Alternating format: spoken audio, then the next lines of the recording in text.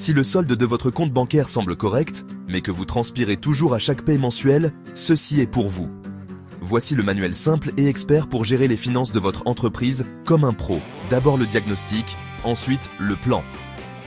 Diagnostic revenu, cartographier les sources de revenus principales, récurrentes ou ponctuelles et la concentration des clients. Si vos 3 principaux clients représentent plus de 40% des ventes, c'est un risque. Dépenses, séparer les coûts fixes des coûts variables. Les coûts fixes sont fatals quand les ventes baissent. Les coûts variables tuent les marges quand les ventes augmentent.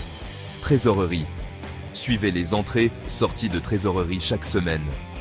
Si les jours de compte client sont supérieurs aux jours de compte fournisseur, vous financez vos clients. Rentabilité. Connaissez votre marge brute par produit et votre marge de contribution globale. Dette et impôts. Dressez la liste des clauses restrictives. Dressez la liste des taux. Dressez la liste des échéances. Dressez la liste des délais fiscaux, TVA, sociaux. Pas de surprise. Constat clair, les forces sont les revenus prévisibles et les offres à forte marge. Les faiblesses sont des coûts fixes excessifs et des recouvrements lents. Les risques sont la concentration client, la dette à taux variable et les chocs fiscaux. Prévision budgétaire, mensuelle. Pour chaque 100 € de revenus, 40 €. Coût des marchandises vendues. Livraison, 20 €. Salaire de base, 10 €. Croissance, marketing vente, 8 €. Frais généraux, charges d'exploitation, 5 €. Provision fiscale, 2 €. Service de la dette, 5 €.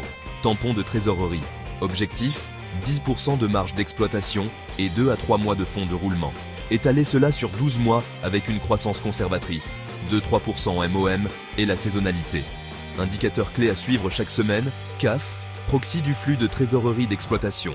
EBITDA, impôts, intérêts, CAPEX trésorerie que l'entreprise peut autofinancer. Seuil de rentabilité, coût fixe, pourcent de marge de contribution.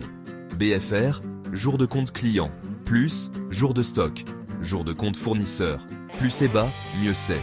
Marge brute, marge d'EBITDA, ratio de liquidité générale, 1.2, dette nette EBITDA, 3 KISS, DSO jour de paiement, rotation des stocks, amélioration des profits et de la trésorerie, sprint de 90 jours. Prix, augmenté de 3 à 5% là où l'élasticité est faible. Regroupé pour augmenter la valeur moyenne des commandes. Mix, pousser les produits à marge de 20% supérieure. Supprimer les SKU à marge négative. Recouvrement, acompte, paiement par étape, 2%, 10, net 30, facturation le jour même, automatiser les relances. Compte fournisseur, négocier plus 115-30 jours. Aligner les conditions avec le cycle de conversion de la trésorerie. Coût, geler les embauches non essentielles, budget base 0, renégocier avec les fournisseurs, supprimer les SAS sous-utilisés, CAPEX uniquement avec un retour sur investissement 12 mois, plan d'optimisation des coûts, hence.